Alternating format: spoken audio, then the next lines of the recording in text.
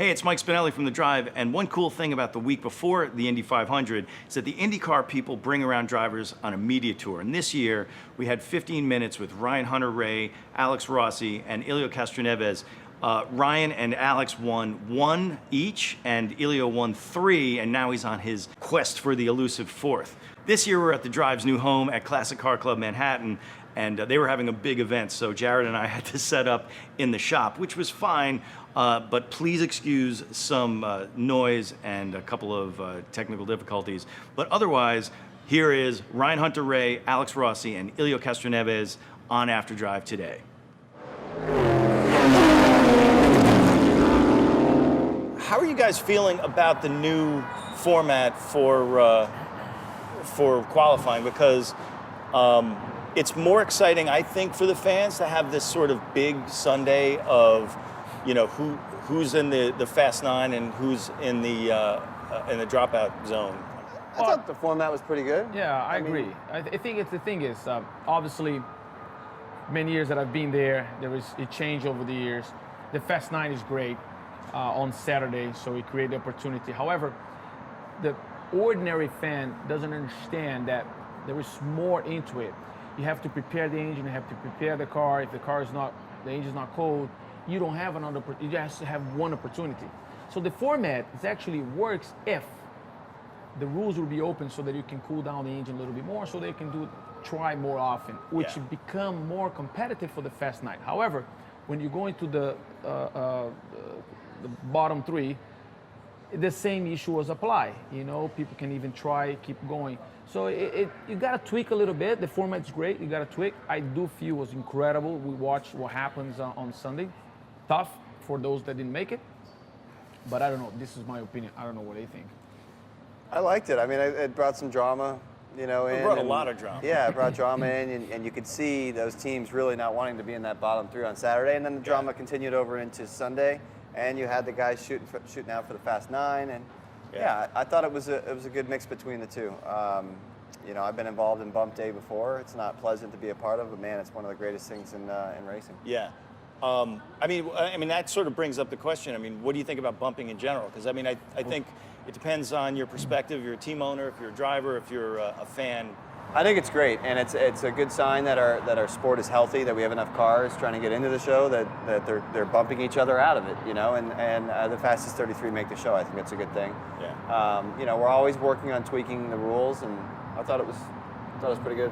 I think it's great. I think there's so much about the Indy 500 that's based on tradition and based on the legacy of the race, and we haven't been fortunate enough, truly, as fans of the event, even us, to be able to experience that. And from a selfish perspective, you want the security of knowing that you're locked in, especially if you're a full-time guy and you've got Speedy Gonzalez over here that comes in and takes up a spot. But at the end of the day, the purist in me wants to be able to be a part of that. And it's chaos. I mean, Ryan's told me some of his horror stories that he's had to go through, and it's not anything you'd wish on any colleague or racing driver, right? But it's part of the allure of the Indianapolis 500. Yeah. Interesting this year is how close the fastest driver is from the slowest one. I don't know if it's, I haven't done the math, I don't know if it's the shortest spread between the average of the It's got to be close, I think. But it's only 2.5 miles an hour. I mean, I was looking at, you know, Arie Luyendyk's period, like I think it was 96. Mm-hmm. There was like almost 20 seconds between the first and that's crazy. And look at that. Yeah, or 16 or 17. I mean, now it's 2.62 or something crazy. like that. I mean, 2.62 miles an hour. Miles an hour. Which is like, sorry, miles an hour. Miles per hour, yes. Yeah, exactly. so that in time is over what, 10 miles a few tenths. is like 4 tenths or something. Yeah. Yeah. It's crazy. Right. It's insane. How crazy is that? And the guys bumping each other out was hundredths of a mile an hour, which equates to thousandths Which of a is like second. this much, Not even inches. feet. Not even. Or not even, you're Fingernail. Right. That shows the competitiveness. That shows how everybody's like really What kind of fighting size for it. fingernails do you I was have? going to say, did you cut your fingernail? No, I'm telling you, thousandths of a second. Think about it. It's like that. No, we're not talking tenths. We're not talking hundreds. We're talking like thousands. that. No, It's a 230 yeah. miles an hour? That's a lot. No, that's in the hundreds and tenths range. I don't think you know. Oh, I do. I don't think you're I had some to bump my way in. spaceman I know. You were out there with a measuring stick? Uh huh. Anyway, how do you feel about how the the new, or of the last couple of years, the new super speedway trim has been performing? When you come with a new car, first year is always a little bit of challenge. A lot of people don't have much information. And the second year now, everybody understands what happened in the year before, so you will develop, you improve, and becoming tighter. So probably the future years are going to be even tougher. Yeah. And that's the real competition. Teams will start, searching. Some members of some teams go to another. So that's what we used to do, and that's how we develop a setup. This little bit that we had from last year to this year with the front wing, I don't think is still enough. But Firestone also developed a better tire so that we can have a little more support in the front. But it's still going to be competitive. Again, these cars are very sensitive to the weather. We saw Saturday and Sunday from 120 degrees on the racetrack to 80 degrees on the racetrack on Sunday. So it's crazy. And with that, also translate to the setup of the car, translate to the balance of the car. And I feel in a race is going to be pretty much the same. If you're a fan of, especially the 500, I mean, and weather is a giant factor in how these cars are going to be performing. I don't have a question there, but I mean, is there... No, but you see, when a guy started up, for example, qualifying started 11 and finished 2. Yeah. It's a big range of temperature. And that's what happens. So you want to be the draw first because the track's going to be a little bit more cooler, temperature's still low, and when you get about 2 o'clock, temperature's like right up there. So now you got to change a little bit of the setup so you can have the 4-lap average. You got to take those considerations. I think there's 3 factors that come into play in temperature. So for the people that don't understand, so when it gets hot, first of all, the engines don't perform as well, right? You lose horsepower because the air density drops. Second, the track surface temperature goes up, so it becomes a little bit greasy. And then the third thing is because they moved a lot of the downforce to the floor, the hotter the track, the less efficient the floor is. So you lose downforce as well. So it's 3 pretty major things that happen in a negative when it gets hot. So even a 5-degree shift in track temperature really changes the balance of the car. So there's a lot of different factors that we all have to take into consideration all the time, and it's going to be interesting this weekend how it plays out, because honestly, all of the group running that we've done collectively has been in pretty nice conditions, and Sunday's going to be hot. So. You guys, well, right now you're, I think, 27th, right? You had a situation, or is it 27th? I could lose a few more 20 spots. seconds, right? There was a 2 and there was another number. Wait for it. But you've done all of you guys have started. I'm sorry, it's actually not funny. bad. The great thing about having guys of your caliber is that when I come in and ask stupid questions, you guys just roll with it. It's fantastic. So starting from the back, what's your... I mean, all of you guys have started from the back and moved up, right? Yep. I mean, you did a classic one a couple of years ago, starting at second to last, coming into 4th. What's your mindset when you're in the back and you're starting out?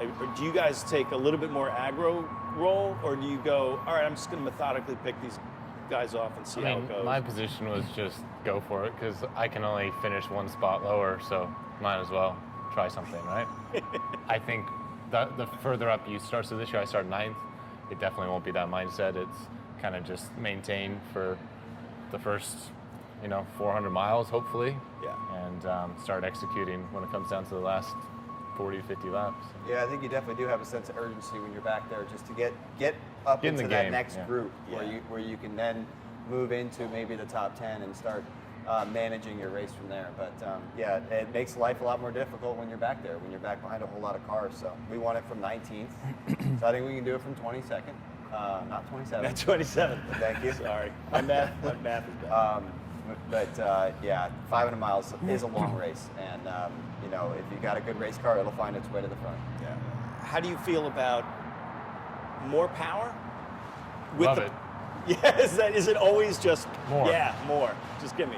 If you find a single race car driver that doesn't want more power, they probably shouldn't be driving a race car.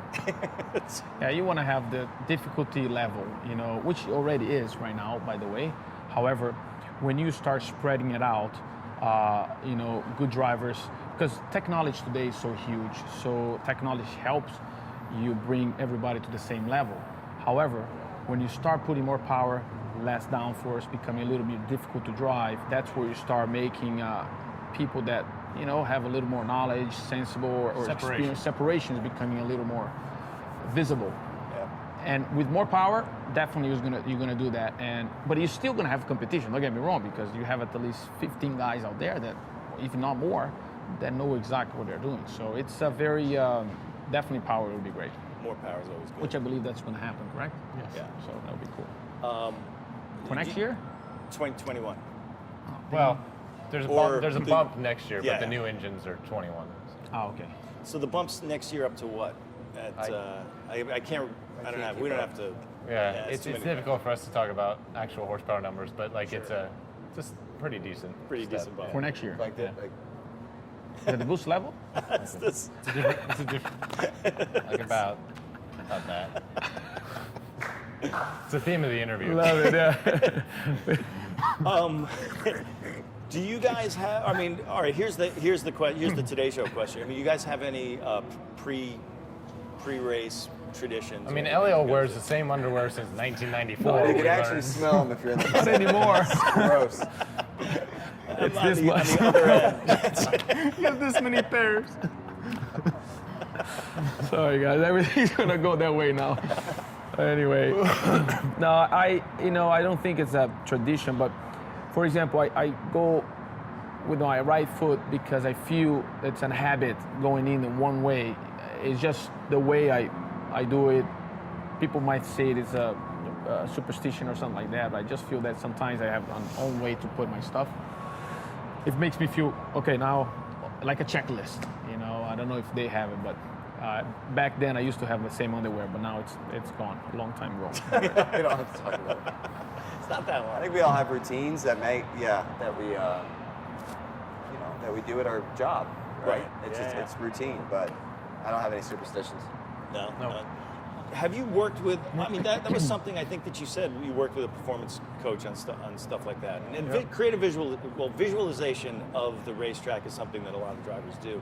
Have there been any other things that you've gotten from performance coaches that, or that you maybe don't want to give away, but I mean, maybe something you would want to give away?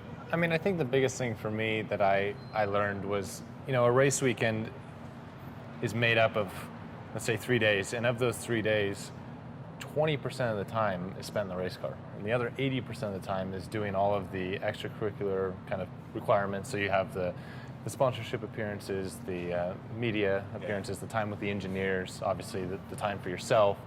And for me, the big thing to learn was how to compartmentalize all that, so that when you get in the race car, you're focused solely on the task that you have to do, and that's to drive a race car quickly.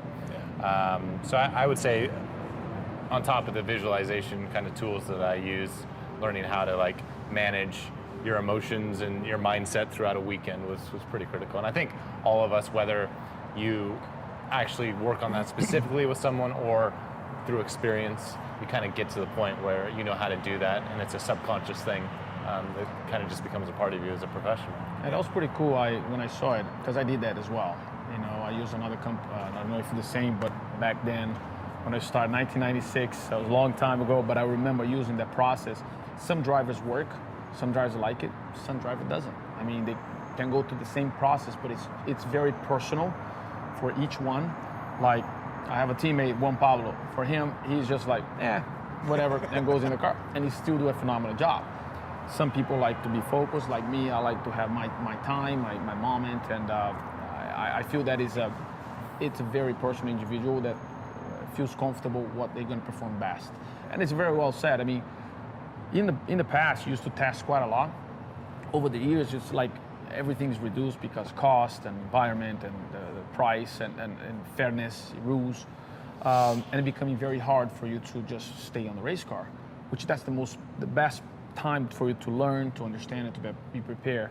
So now you got to find other ways to continue to be sharp, and which we have the simulators and stuff like that, but it's not quite the same thing as being a race car. Well, thanks a lot, guys. Best of luck in the race coming up this weekend on NBC.